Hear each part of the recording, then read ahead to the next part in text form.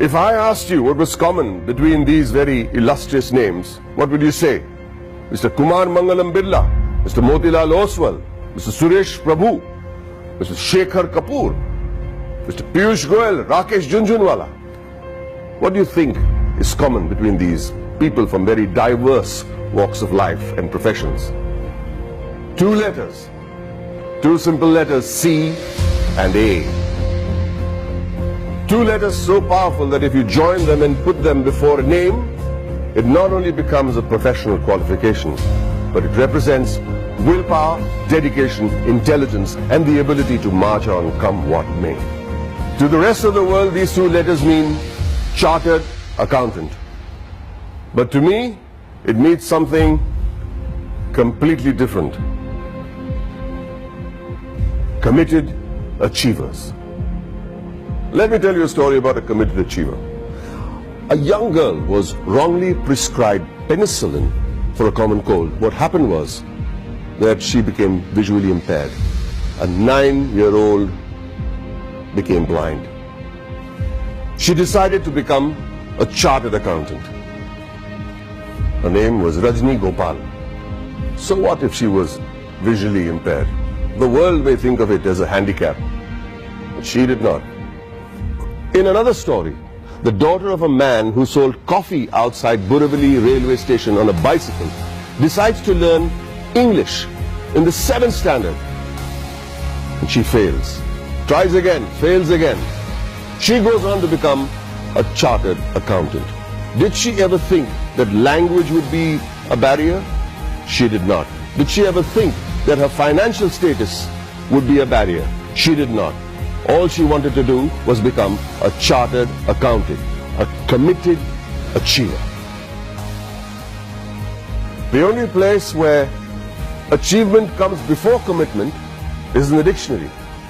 It was this commitment to achieve that led to the formation of this organization that would change the economic structure of this country forever.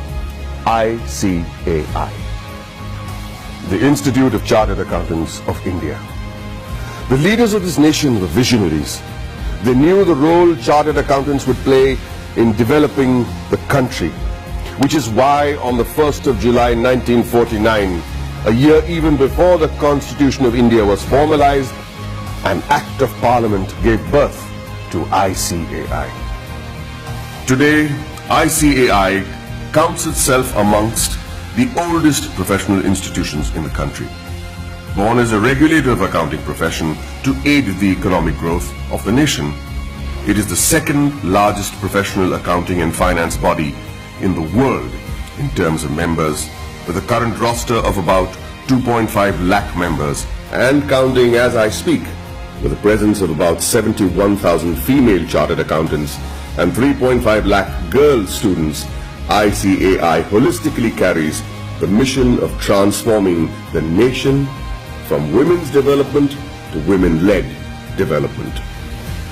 During its eventful journey of 70 years, ICAI has become an integral part of the Indian economy, taking it on the path of the fastest growing economy in the world.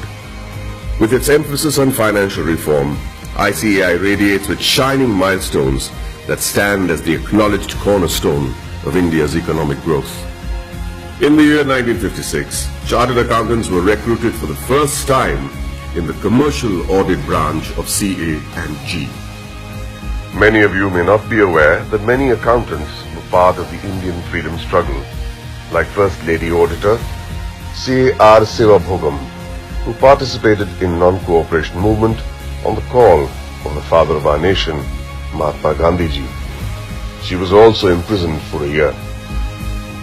Recognizing ICAI's strong regulatory framework, the High Courts acknowledged Council's strict disciplinary mechanisms in 1961.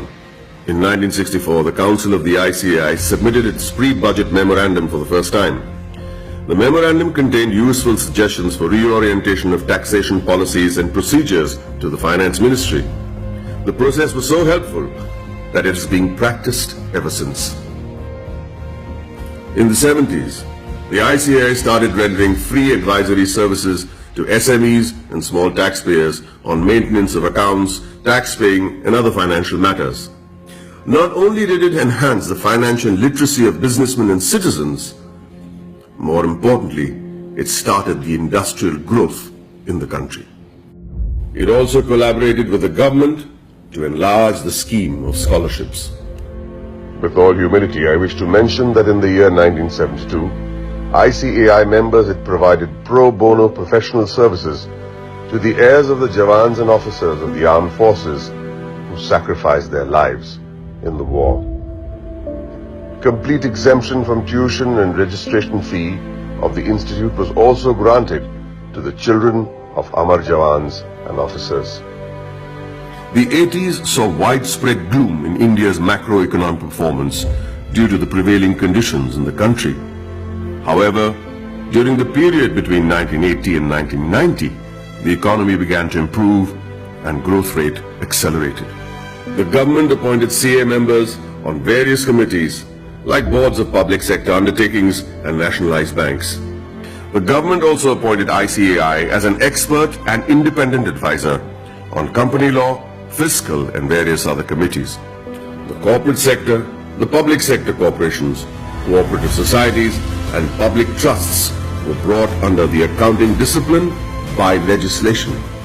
In the 90s, sales tax audit was introduced in many states, which was a direct result of ICAI's efforts to showcase the role played by the CA community. ICAI developed a research center in the form of a non-profit company to be named as Accounting Research Foundation.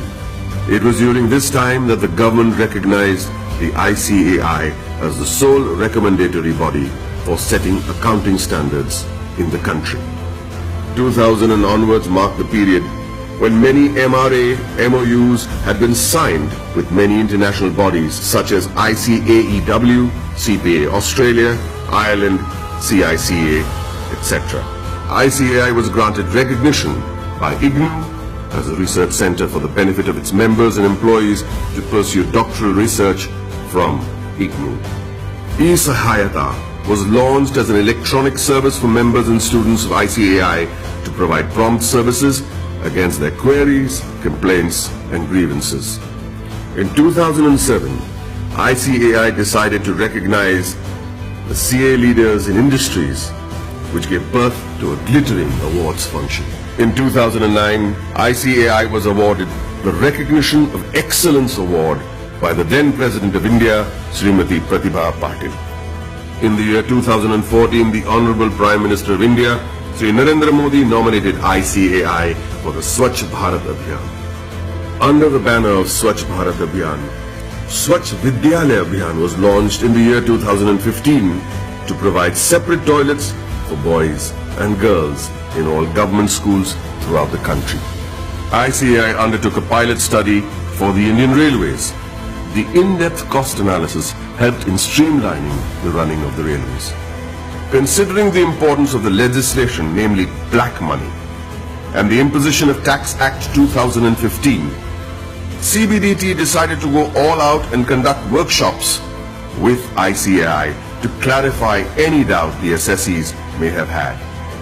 ICAI was chosen as the preferred institution to partner with the Government of India to create awareness and maximize the potential of the Income Declaration Scheme 2016. ICAI, jointly with the Ministry of Finance and the Ministry of Commerce and Industry, organized events at more than 470 locations across the country. It was attended by more than 42,000 citizens, including chartered accountants, company secretaries, advocates, and members from trade and industry. ICAI's contribution to the scheme was acknowledged by Shri Arun Jaitley, Honorable Minister of Finance and Corporate Affairs. For the benefit of its members, ICAI established the Indian Institute of Insolvency Professionals of ICAI. ICAI extended its technical and infrastructural support towards the accounting reforms of various government offices. This meant moving from cash to accrual system of accounting after assessing the tremendous positive impact on national financial reporting. It was also an important year for the Indian economy, with GST being touted as the game changer, leading to one nation, one tax. ICAI, as always, was there to partner the government towards effective and smooth implementation of GST throughout the nation. As a result, ICAI and CA members became a proud knowledge partner for GST success.